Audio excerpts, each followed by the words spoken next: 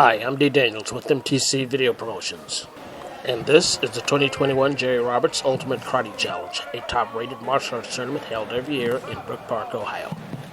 It's a martial arts tournament where many of the top-ranked competitors from many parts of the U.S. come and compete every year.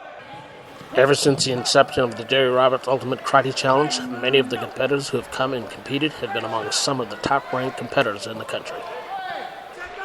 Many of them come from states like Pennsylvania, Indiana, Illinois, Tennessee, New York, New Jersey, Georgia, Florida, North Carolina, and several other states. These competitors earn their top-ranked status by going and competing in martial arts tournaments that are held in many of these states. Many of them go and compete every time a tournament is held in one of these states, which means some of them go and compete as often as 2 and 3 times a month.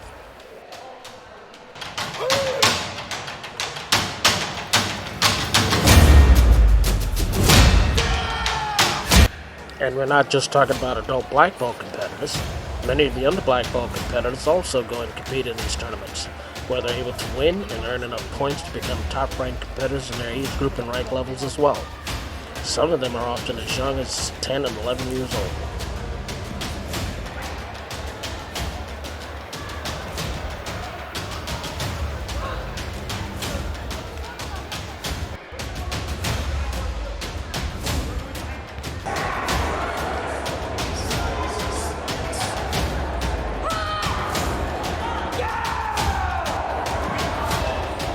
At most martial arts tournaments, there are at least 3 forms of competition open to competitors of all ages and rank levels.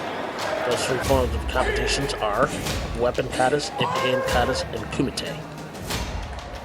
And sometimes there are as many as 5, 6 forms of competition open to them.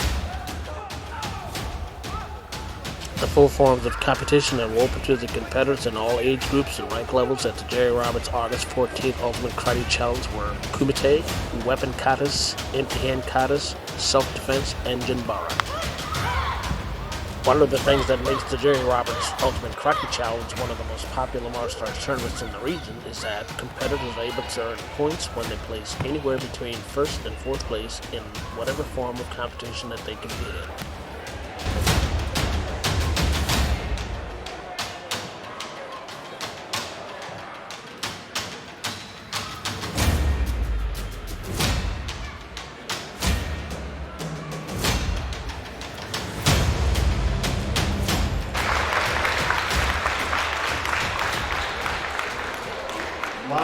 About an hour after the doors opened at 9 a.m., there were already around 200 competitors in uniform and ready to report to their rings and start competing, and many more were still coming in.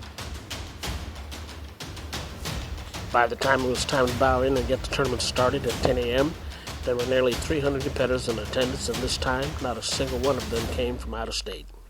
They all came from martial arts schools located throughout Ohio. Well, we had schools from all over the state. Mr. Bucher as American Kempo out in Youngstown. Don Devries had All-American. James Decor is Decor Elite. Obviously your own school, East Karate, was probably was the biggest contributor that we had. Almost 20 of my own students. Cyril Grandini brought students from the east side. I know there's probably 30 different schools brought, 5, 10 people. We had almost 300 competitors, so 280, 277, something like that.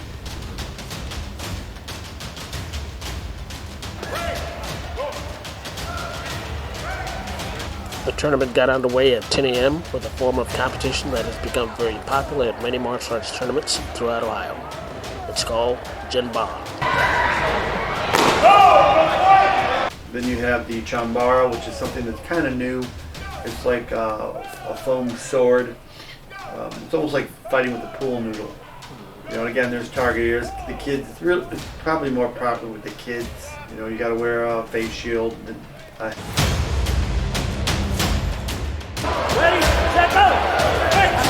For the competitors who participate in this form of competition, the excitement is not just about being able to strike the opponent first, but it's also about being able to create that loud popping sound when they strike the opponent with their weapons.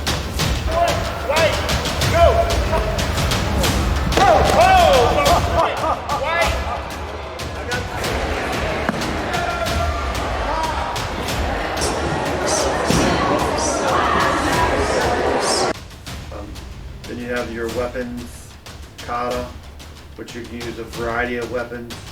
There's sword, there's nunchucks, there's sais, there's tonfas, there's just about anything you can use as a weapon.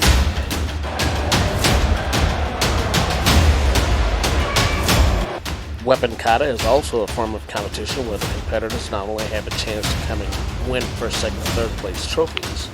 Every time they go and compete in martial arts tournaments that are rated by PKC and or by FMAC, they also have a chance to accumulate enough points by the end of the season to win a regional or national weapon kata championship title in their respective divisions.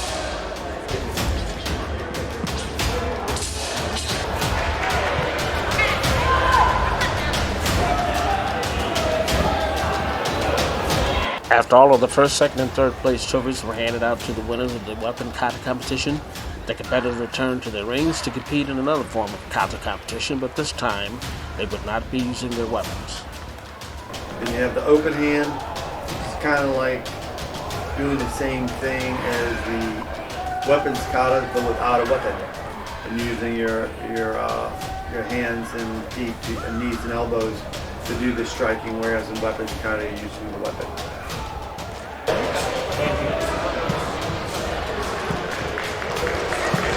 If you're not familiar with martial arts tournaments, you may be wondering, what do judges look for when a competitor comes up and performs a series of blocking and striking techniques that often include jumps and quick turns, sort of like what you see when you watch a gymnastic performance? The answer is, judges base their scores on how well the competitor performed their techniques in terms of speed, power, balance, focus, and concentration. For many of these competitors, going and competing in these tournaments is not just about trying to win a first, second, and third place trophy, but it's also about going and trying to accumulate enough points by the end of the season to win the state, regional, and/or national point championship title in their division.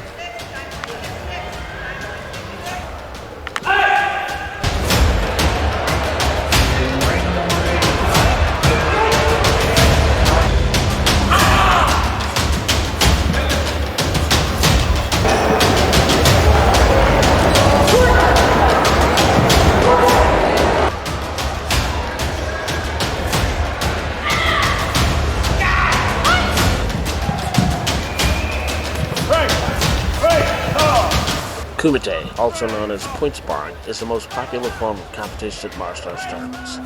It's a form of competition where the competitors use kicking and punching techniques to score points and to help them win their matches. That is where, two people put on the equipment. There are target areas based on a point system. It doesn't look like what you'd see when you watch a kickboxing match, but it's not because these fighters are not capable of fighting like kickboxers. It's simply because the rules for this form of competition is different. You're not trying to kill each other, not trying to knock each other out, but you're trying to score to the targets, which is, anywhere the helmet covers, the chest, the sides.